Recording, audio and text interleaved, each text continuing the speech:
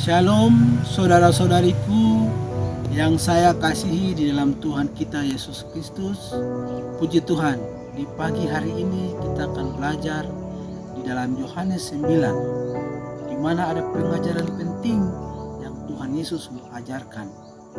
Dan konteks ini kita tahu bahwa pembicaraan atau percakapan antara Yesus, murid-murid, orang buta, dan orang Farisi. Juga ada orang-orang di sekelilingnya saat itu. Poin penting yang bagian pertama kita akan belajar adalah kuasa pekerjaan tangan Allah harus dinyatakan. Yang pertama kepada murid-muridnya. Ada alasan kenapa Tuhan Yesus mau nyatakan kuasanya.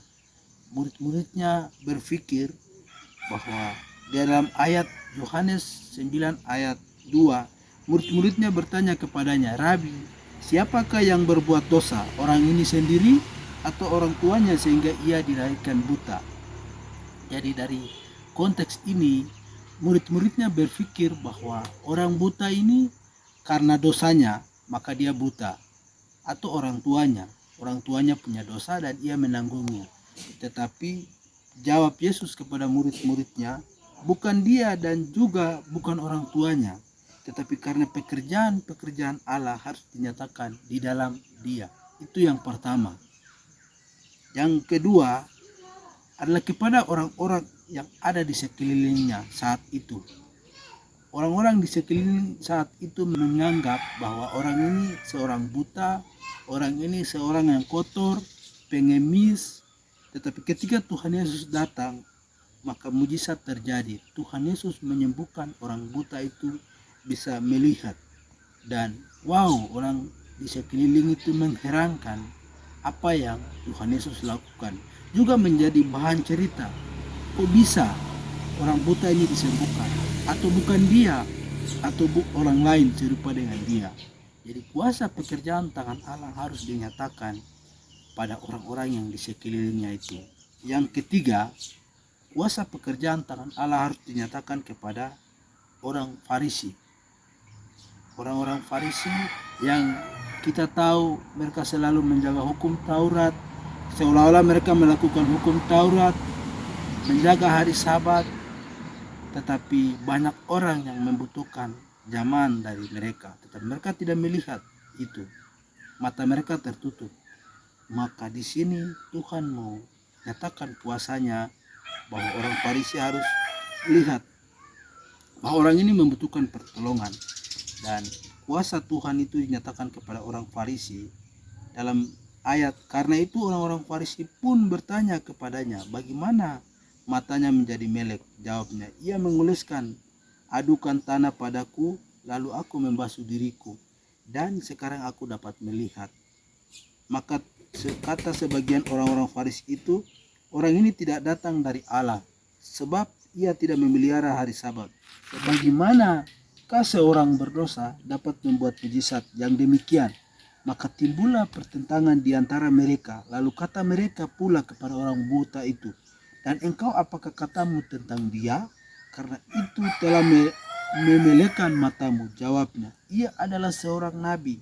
Jadi saudara-saudariku, Tuhan menyatakan kuasanya kepada orang Farisi.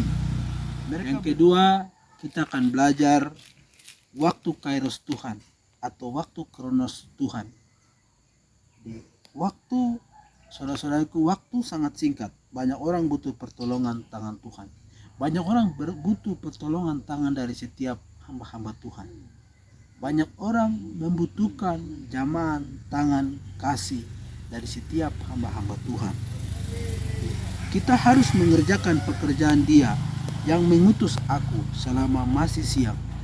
Akan datang malam di mana tidak ada seorang pun yang dapat bekerja selama aku dalam dunia. Akulah terang dunia. Yohanes 9, 4 dan 5 seterusnya. Jadi banyak orang membutuhkan zaman tangan dari kita. Kita harus memberitakan tentang kuasa pekerjaan tangan kasih Tuhan kepada siapa saja di sekeliling kita, di kantor kita, di tempat kita, di mana saja kita harus sampaikan, karena waktu sangat singkat. Bukan waktu manusia. Kalau waktu manusia kita berpikir sabar dulu, tunggu dulu. Ada aturan organisasi, ada aturan-aturan yang ada batasan-batasan. Tetapi di dalam konteks ini berbicara bahwa tidak ada batasan. Waktu Tuhan siang, malam, kita harus mengerjakan pekerjaan itu karena waktu sangat singkat. Yang ketiga, yang terakhir kita akan belajar dari orang buta sejak lahir ini adalah Yesus datang sebagai hakim yang adil. Banyak orang berpikir kita manusia menghakimi sesama kami dengan pikiran, dengan alat ukur kami sendiri, tetapi kita tidak berpikir bagaimana mata Tuhan, bagaimana hati Tuhan yang Tuhan ciptakan umatnya. Jadi di sini Yesus datang sebagai hakim yang adil.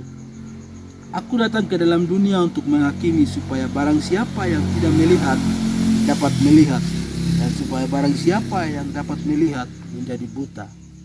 Jadi Tuhan Yesus datang sebagai hakim yang adil kepada orang-orang yang berpikir secara rasionalis, orang-orang yang berpikir adat istiadat, seolah-olah semua ini terjadi karena rasionya mereka, uangnya mereka, seolah-olah itu terjadi karena sebuah kebiasaan adat istiadat, dan orang lemah terus ditindas, orang yang miskin dianggap miskin, orang yang sakit dianggap dia menderita karena dosanya, perbuatannya.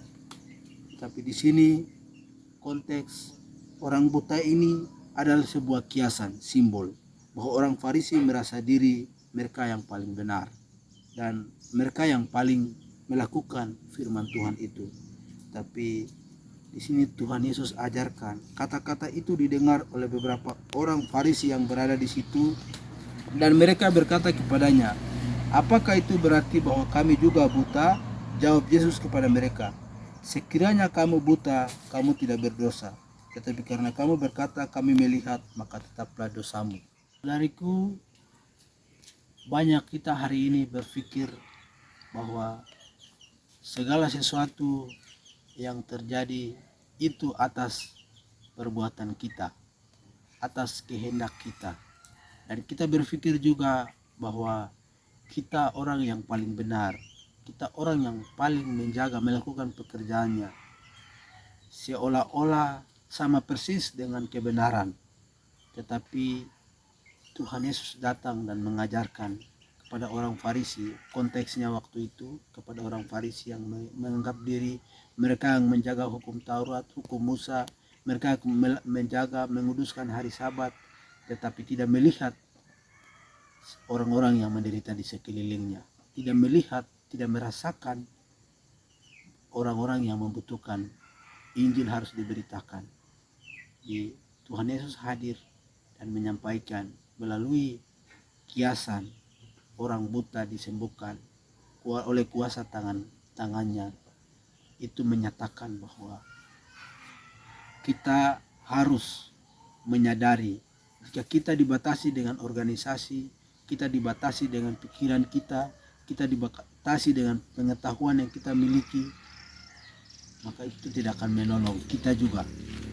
Apa yang kita miliki, apa yang menjadi berkat untuk kita diselamatkan, ditebus oleh Tuhan Yesus, maka itu juga kita harus bagi kepada siapapun yang ada di sekeliling kita. Orang sakit kita doakan, kita kunjungi orang sakit di rumah sakit, kita doakan. Dan kesembuhannya itu dia akan melihat Tuhan melalui kesembuhan itu. Orang-orang yang membutuhkan pertolongan, kita beri pertolongan. Jadi bukan kita menjadi hakim lalu menghakimi orang, mencap orang dia seperti ini, dia seperti itu, tetapi kita meneruskan apa yang Tuhan mau di bumi ini sebagai murid-murid yang dikasihinya. Shalom, selamat pagi, Tuhan Yesus memberkati.